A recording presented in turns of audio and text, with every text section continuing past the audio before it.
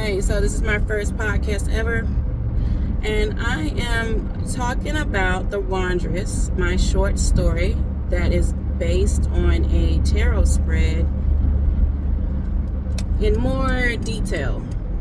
Okay, so I have this storyline tarot spread, and writers, this isn't anything new.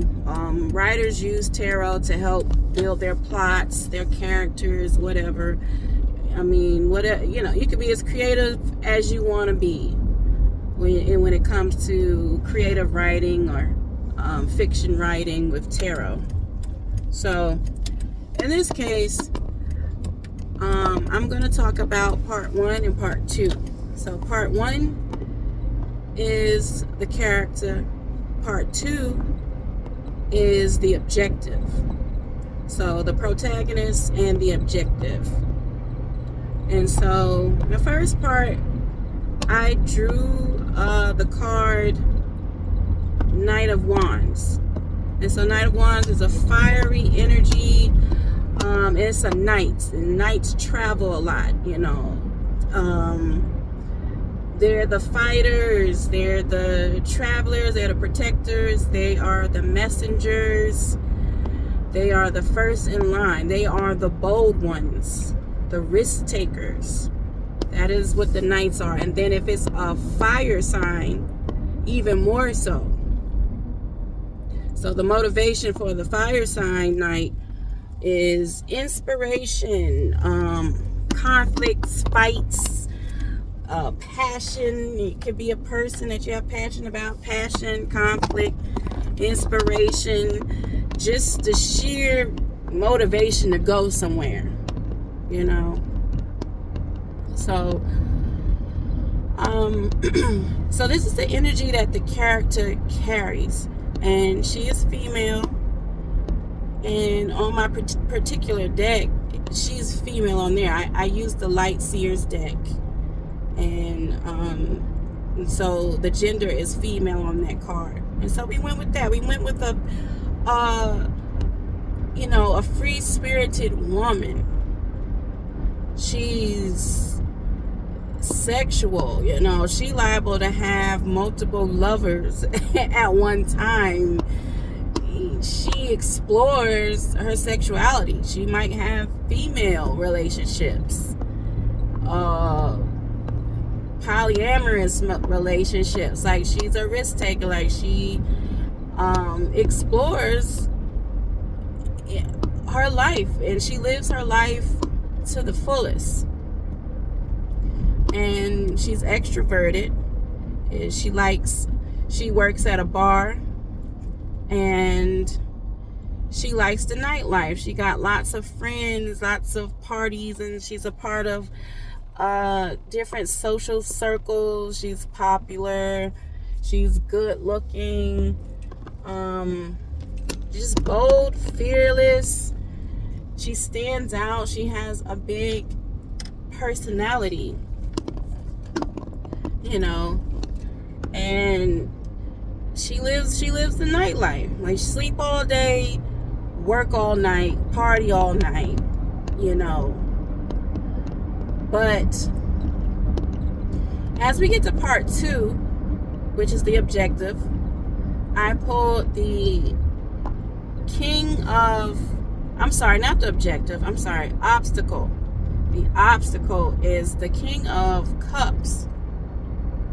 And so, and you can read these cards in different ways, but the direction I took it with the King of Cups is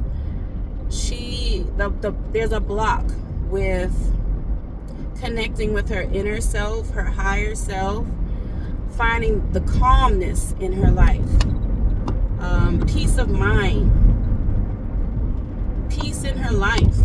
She's got so many people around her. She has so much to do. She's so busy here and there, and this scattered energy. She doesn't have time to tap into herself, or does she value the time to tap into herself? Because there's always friends around. She's always going to this party or that party. Like, she's never taken time to herself alone.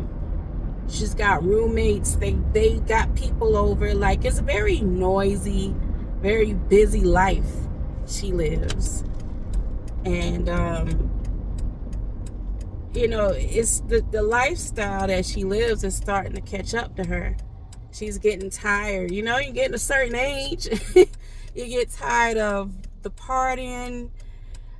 You start to wonder, is there more? Is this all there is to life? This party, that party, all these friends, some of my friends, some really not. At the end of the day, you don't really know who's your real friend. You have so many of them and acquaintances. You might not even have the time or the I guess the situation to really test if they true friends or not. And so she's ready to find something deeper in life, find a sense of purpose. She's tired of wandering and trying to find herself. Like, she really don't know who she is. She don't know who she is because she's gotten to the point where she's so popular and she blends in with the crowd really well. She fits in really well, and sometimes people that are very popular, that fit in very well, yada yada, sometimes they don't really know who they are. It just socially accepted, and there's just no real need to, or maybe they don't feel like a need to really dig deeper into who they are. But I think she's starting to, like I say, she's starting to want to know herself deeper. She's starting to want more for herself. She's starting to get signs around her. She's starting to see the 333 and the 1111 and dreams and synchronicities are starting to show up around her in her life. Little ideas, and she's getting nudges to go in certain directions and do different things. And so I guess she's kind of like in a, that limbo feeling when you are just about to awaken. When you're starting to see them numbers and starting to see strange things, and you just kind of feel a little disoriented. And that's how she's beginning to feel. So that is part 1. And part 2, I will be back, and I'll be back to discuss part 3 and 4.